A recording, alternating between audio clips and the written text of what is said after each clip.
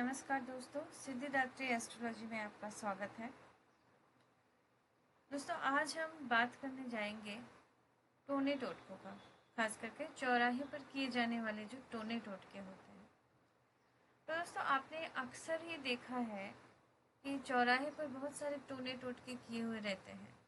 ज़्यादातर तो आपको देखने को मिलेगा नींबू मिर्च जो लोग अपने घर पे टंगाते हैं या दुकान पे टांग के रखते हैं।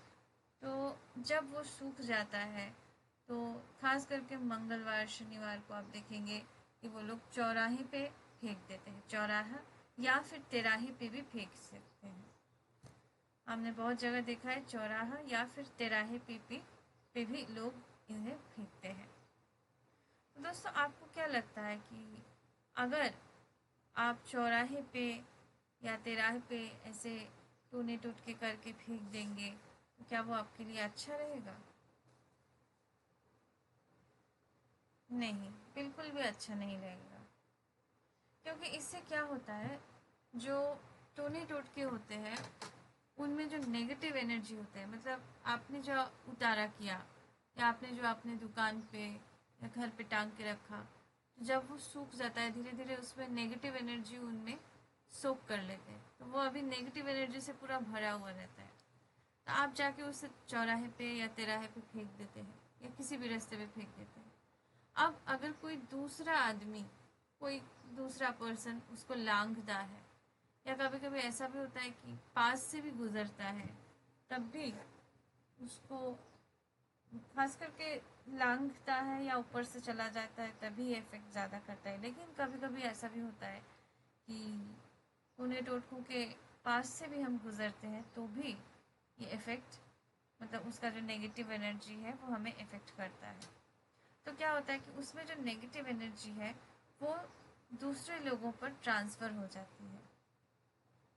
और जब वो दूसरे लोगों पर ट्रांसफ़र होती है तो क्या होता है कि आपका जो आ, आप जो मतलब जो कर्म फल आपको भोगना था वो दूसरों पे चला गया, आपने वो ट्रांसफ़र कर दिया। मतलब देखिए, हम लोगों के जीवन में जो भी प्रॉब्लम्स होती हैं वो हमारे पूर्व जन्म के कर्मों की वजह से होती है, जो भी पूरे हमारे जीवन में इफेक्ट होते हैं। तो जब हम टोने टोटके करते हैं और उसको काटने की कोशिश करते हैं तो ये एक शॉर्टकट बन जाता है हमारे कर्मों को काटने का। और फिर वो क्या होता है कि वो दूसरों पर ट्रांसफ़र हो जाता है। तो मतलब हम उसको दूसरों पर ट्रांसफ़र कर रहे हैं और इसका मतलब ये है कि हमारी ही वजह से उस दूसरे पर्सन को तकलीफ झेलनी पड़ती है।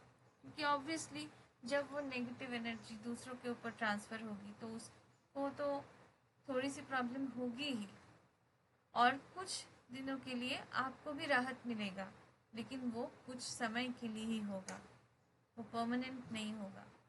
और फिर क्या होता है, भगवान भी ये सब देख के थोड़ी ना चुप बैठते हैं।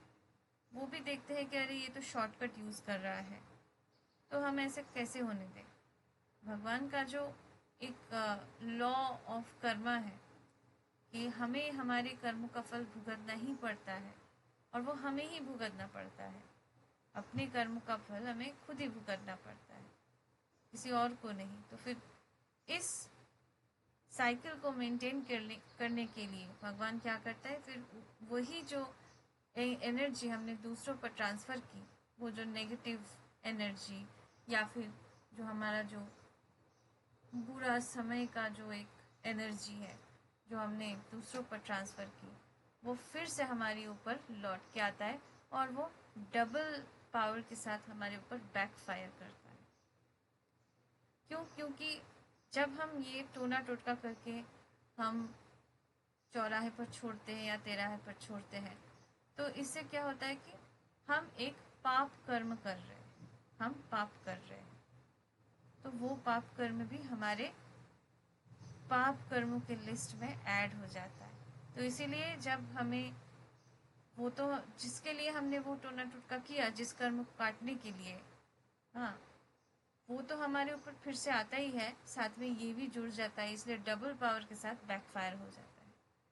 तो दोस्तों, कभी भी ये सब चीज़ें मत कीजिएगा, क्योंकि ये आप ही के लिए हानिकारक होंगे। मैंने बहुत सारे एस्ट्रोलॉजर्स, बहुत सारे तांत्रिकों को कहते हुए सुना है कि आप ये कर लीजिए, ये हो जाएगा।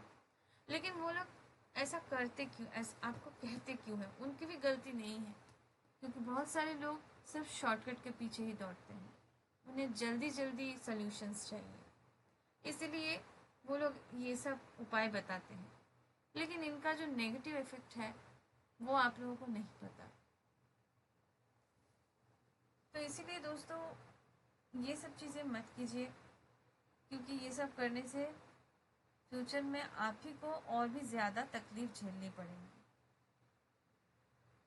और एक बात है कि अगर आप मुझसे आप पूछेंगे कि अगर हम ये नहीं करें तो क्या करें, तो हमारे शास्त्रों में ऐसे बहुत सारे विधान हैं जिसके मदद से हम हमारे पूरे कर्मों को काट सकते हैं। कैसे? जैसे कि मंत्र साधना हो गई, या फिर हवन करना, पूजा करना। सबसे बेस्ट तो होता है मंत्र जाप करना। या फिर आप देखेंगे कि बहुत सारे स्तोत्र हैं, पाठ है, गीता पाठ करना, रामायण का पाठ करना, या फिर स्तोत्र का पाठ करना। बहुत कुछ ऐसे सॉल्यूशंस हैं। और साथ में अगर आप उपाय की बात करें तो आप छोटे मोटे उपाय, मतलब आप अगर कहेंगे कि मेरे पास इतना समय नहीं है अगर इतना पाठ करने का, थोड़ा थोड़ा आप कर सकते हैं। जैसे कि 40 का पाठ कर सकते हैं। साथ में आप दूसरे उपाय भी कर सकते हैं, जैसे कि आप घर में हनुमान चालीसा पढ़ते हुए धूप दिखाइए। उससे भी घर में जो भी नेगेटिव एनर्जी है या नज़र लगा हुआ है वो कट जाता है।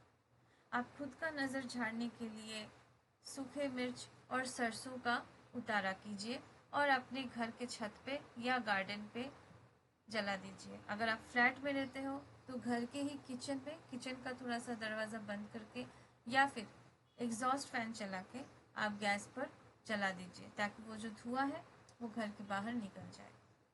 फिर खिड़की खोल दीजिए। ठीक है, इस तरह से आप कर सकते हैं। तो बहुत अच्छा रहता है कि बाहर जलाना। लेकिन किसी किसी के घर में अगर नहीं हो सकता है तो फिर आप इस तरह से कर सकते हैं। और भी बहुत सारे उपाय हैं जो चौराहे या तिराहे का हेल्प लिए बिना ही हम कर सकते हैं।